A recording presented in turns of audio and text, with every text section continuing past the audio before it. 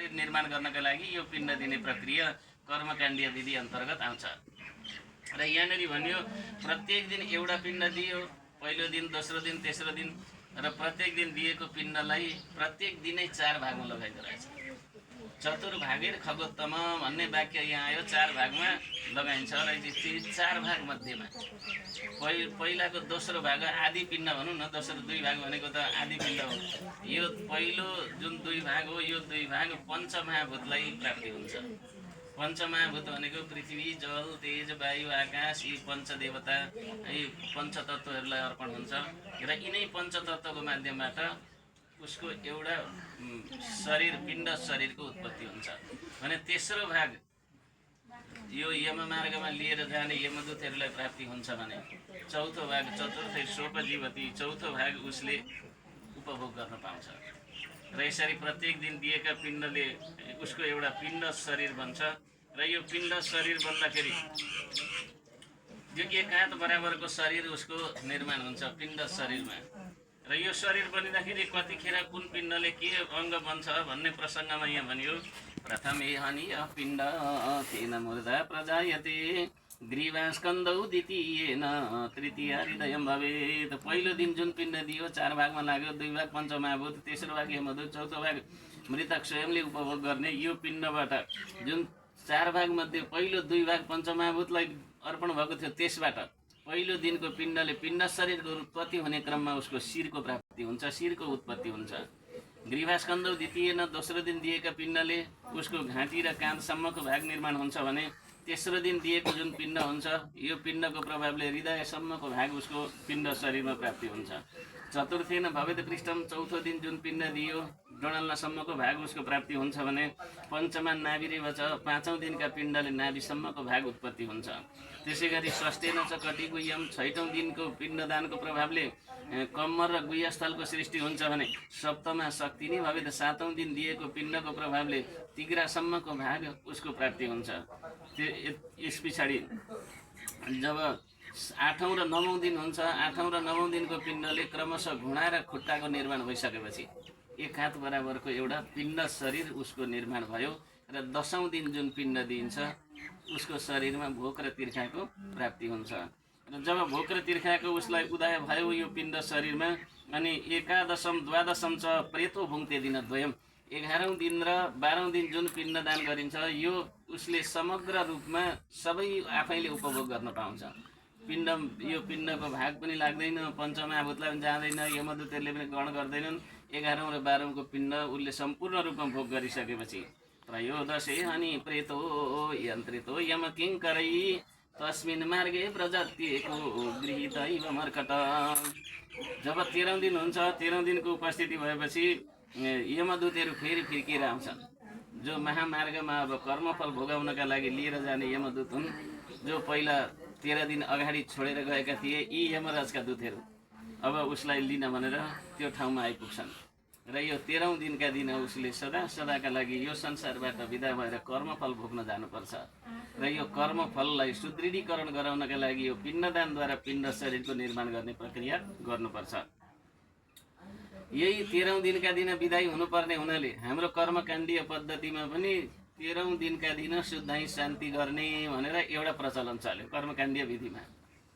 विशेष परिस्थिति भएन भने, सहज परिस्थिति भयो भने 13औं दिनका दिन शुद्ध शान्ति गर्ने, विशेष परिस्थिति पर्यो भनेदेखि चाहिँ सपिण्डी सकिसकेपछि शुद्ध शान्ति गर्ने भन्ने कर्मकाण्डीय एउटा निर्णय।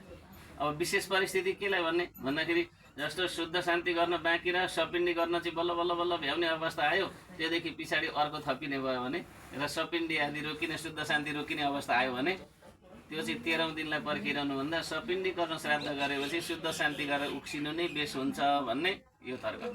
र यदि त्यस्तो केही पनि परेन, त्यो बिचमा कुनै सुतक अथवा कुनै जुठो बिग्न परेन, सरक सकिन पाउने अवस्था भयो भने 13 दिनमा सक्नुपर्छ भन्ने एउटा कर्मकाण्डीय हाम्रो चलन।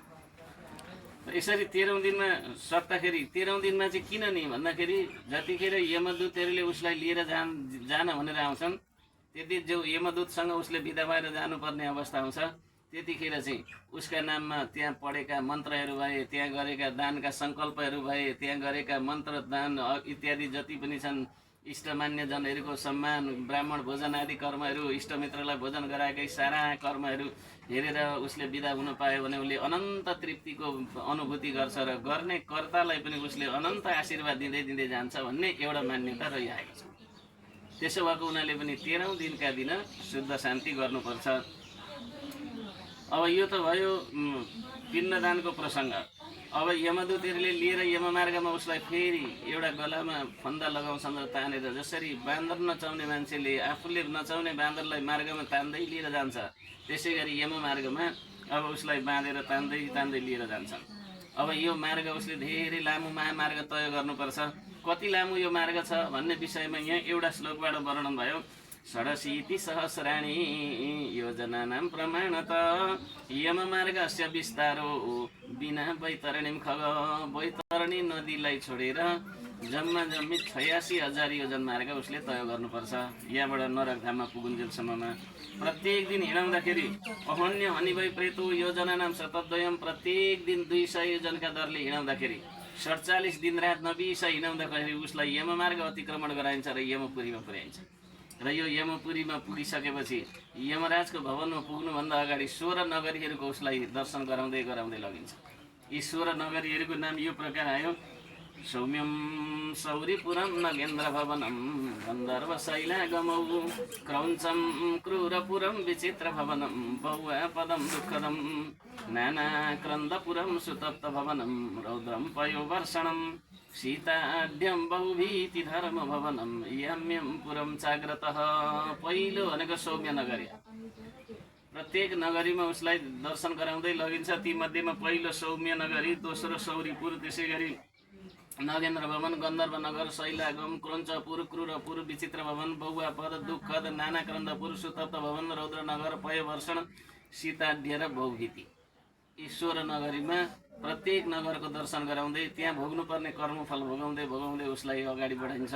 र तपाईँको प्रश्न अनुसार कुन मार्गमा, संसारको भुलमा भुलेर मृत्यु, जन्म, परमार्थ सबै बिगार्ने मान्छेले कुन मार्गबाट जानुपर्छ भन्ने विषयमा मैले नरक मार्गको वर्णन गरेर तपाईँलाई सुनाएँ।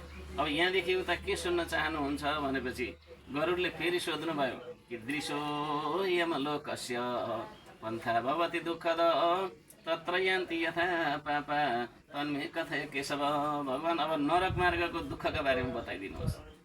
जुन मार्गमा जाँदा अनन्त दुःखको अनुभूति गर्नुपर्छ यो मार्गका बारेमा वर्णनुहोस्। कहाँनिर यो मार्गमा कस्तो ठाउँमा कुन प्रकारको दण्ड भोग्नु, कर्म अनुसारको दण्ड भोग्नुपर्छ भनेर गरुडले सोधेपछि भगवान्ले यो उत्तर दिने क्रममा भन्नुहुन्छ यम मार्ग महद्रुख प्रदन्ते कथयाम्यहं मम भक्तोऽपि तत् श्रुत्वा त्वं भविष्यसि कम्पितः। गरुड, तपाईँले नरकका बारेमा सोध्नुभयो। नरक मार्गका बारेमा अत्यन्त दुःखदायी छ। यसको वर्णन सुन्दै पनि अत्यन्त भयावह छ भने यहाँ गएर दण्ड भोग्नुपर्ने मानिसहरूको चित्कार, डर, भयको वर्णन गरेर साध्य हुँदैन। तैपनि सोध्नुभयो, म तपाईँलाई संक्षिप्त रूपमा बताउनेछु। पहिला यममार्गको स्वरूप सुन्नुहोस् भनेर यममार्गको एउटा स्वरूप बताइदिनु भयो। वृक्ष छाया न तत्रास्ति यत्र विश्रमते नर यस्मिन् मार्गे न सान्निध्यम येन प्राणान् समुद्धरेत्। यो यममार्गमा एउटा यस्तो वृक्ष छैन जुन वृक्षको शीतल तापेर मार्ग निस्तरण गर्न सकियोस्।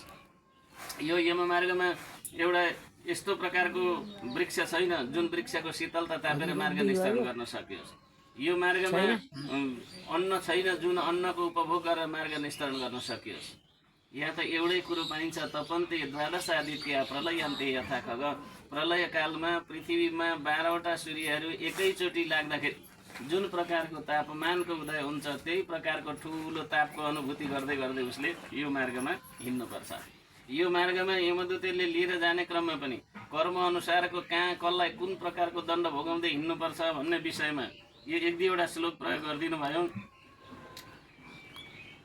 तस्मिन् गच्छति पापात्मा शीतवातेन पीडित कण्टकेरि विद्यते क्वापि क्वचित सर्पैर्मा विषयी। यो मार्गमा पनि एकै खालको दण्ड भोगाउँदै मार्गमा यमदूतहरूले लिएर जाँदैन। कर्म अनुसार कसले के गरेको छ। जस्तै यहाँ 2-4वटा दृष्टान्तहरू आए। तस्मिन् गच्छति पापात्मा शीतवातेन पीडित, कसैलाई यो मार्गमा कर्म अनुसार चिसो न चिसो ठाउँमा लगेर दण्ड दिन्छ। त्यसै गरी कसैलाई काँडा भएका ठाउँमा लगेर यातना दिन्छ। कसैलाई विषयीलाई सर्प भएका ठाउँमा लगेर उसका कर्म अनुसारको यातना दण्ड दिन्छ। कसैलाई हतियार जस्तै धारिलो पदार्थमा टेक्न लगाएर हिँड्न लगाएर कसैलाई यो मार्गमा दण्ड दिन्छ, कसैलाई बिच्छी नै बिच्छी भएको ठाउँमा लगेर